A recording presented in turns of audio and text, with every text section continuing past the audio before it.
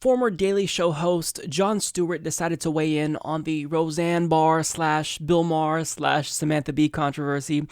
So I want to get to his remarks, but before we do that, I do want to get you caught up, because right after Roseanne made her comments comparing Valerie Jarrett to an ape, well, conservatives targeted Bill Maher and they tried to get him fired because they claimed that when he compared Donald Trump to an orangutan, that was equivalent to Roseanne Barr comparing Valerie Jarrett to an ape. Now, unfortunately for them, Bill Maher didn't budge, but they did find a new target in Samantha Bee, who said this and sparked outrage. After decades of ignoring the issue, Americans are finally paying attention. Well, most of us. Ivanka Trump, who works at the White House, chose to post the second most oblivious tweet we've seen this week. You know, Ivanka, that's a beautiful photo of you and your child, but let me just say, one mother to another, do something about your dad's immigration practices, you feckless cunt. He listens to you. Put on something tight and low cut and tell your father to fucking stop it. Now, of course, because she called Ivanka Trump the C word, right-wingers found what they thought was a double standard and then called on Samantha Bee en masse to be fired as well, in the same way that Roseanne was. Now, the mainstream media essentially went along with this narrative. Case in point. Okay, a couple of things. One, imagine for a second how liberals would have reacted if Roseanne or a conservative TV star had used that language describing Valerie Jarrett. Whether you agree with the president's policies or not, calling a senior advisor inside the United States government, or anyone for that matter, the C word is, like I said at the top, it's outrageous, it is unacceptable, and should be called out. She could have easily made her point without using those words, a point that, by the way, is totally lost because she used that language. Doing this, she is no better than the very behavior she criticizes. In fact, she becomes part of the problem. And now, like most entertainers who go political and get into hot water, she'll say, whoa, whoa, whoa, I'm just a comedian. But the problem is it doesn't work here. She's Samantha Bee.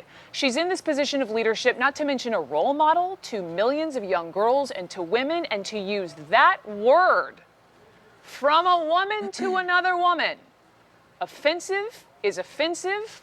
Wrong is wrong, whether you are on the left or the right. And what Samantha Bee did is not only beneath her, it is beneath where we should be as a society. So that was, I think, a good example of the public's general reaction when right-wingers put pressure on TBS to respond to Samantha Bee. And Samantha Bee then responded by doing what liberals always do. She apologized. On Twitter, she stated, "I would like to sincerely apologize to Ivanka Trump and to my viewers for using an expletive on my show to describe her last night. It was inappropriate and inexcusable. I crossed the line and I deeply regret it." In other words, please, TBS, don't fire me. I know I said the C word and right-wingers called me out for saying a naughty word, but please don't fire me. I don't want to be like Roseanne.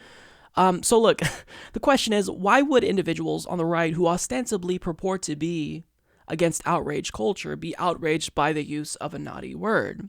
It's because they're not. This is a game to them. They don't care about the content or the context. What they care about is winning for their team and playing the left. And they always do this really successfully. And as an individual who dislikes Samantha Bee very much, Beth Alien on Twitter perfectly summarized my stance on this.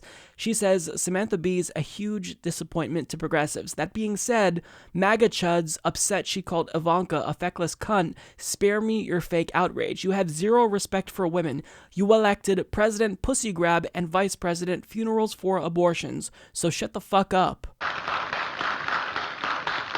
And that's just it. This isn't about them being offended. This isn't about a double standard. This is about them scoring points for their political team. Because even though I frankly can't stand Samantha Bee because she's a political hack, still, to equate what she did with what Roseanne did is just nonsense. It's a false equivalence. Roseanne invoked an old racist stereotype about black people to attack someone, whereas Samantha Bee called another woman a naughty name. It's as simple as that. But again, in explaining this, I'm suggesting that context matters to conservatives, but it doesn't, because again, this is nothing more than a game to them. And what really separates the Roseanne issue from the Samantha Bee issue is that now this is literally a potential violation of Samantha Bee's First Amendment right because the president called on her to be fired. The most powerful person in the world tweeted out this: "Why aren't they firing no-talent Samantha Bee for the horrible language used on her low-rating show?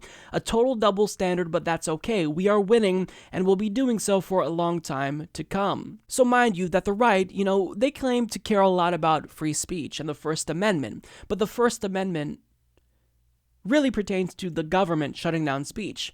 Well, here you have the highest-ranking government official calling for someone to be shut down because of something she said. And what do conservatives have to say about this? Squat.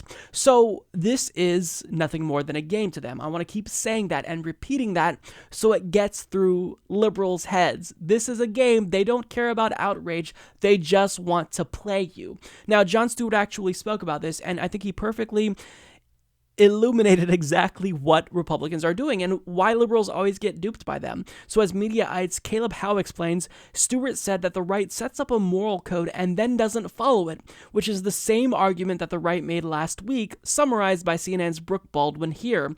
In Stewart's case, he singles out Trump's hypocrisy in objecting to Samantha Bee. They don't give a shit about the word cunt, he said.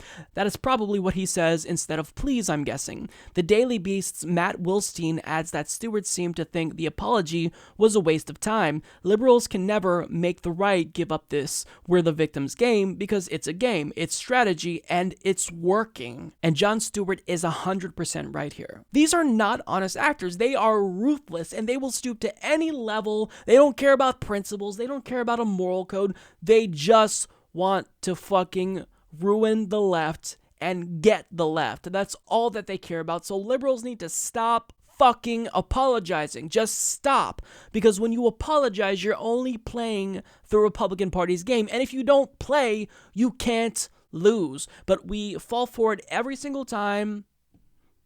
They'll call out a supposed double standard, completely removing the context from the situation altogether, but still saying it's a double standard. And since media outlets like CNN want to pretend to be fair and unbiased, they will play along with the conservatives' game, and then everyone else will play along with the conservatives' game, and then they get the left to buckle. Well, you have to take a stand. Stop fucking apologizing to the right. They don't care. They're not outraged. They claim to be against outrage culture. They only use this as a strategy to get the left and score political points for their team. That's all this is about.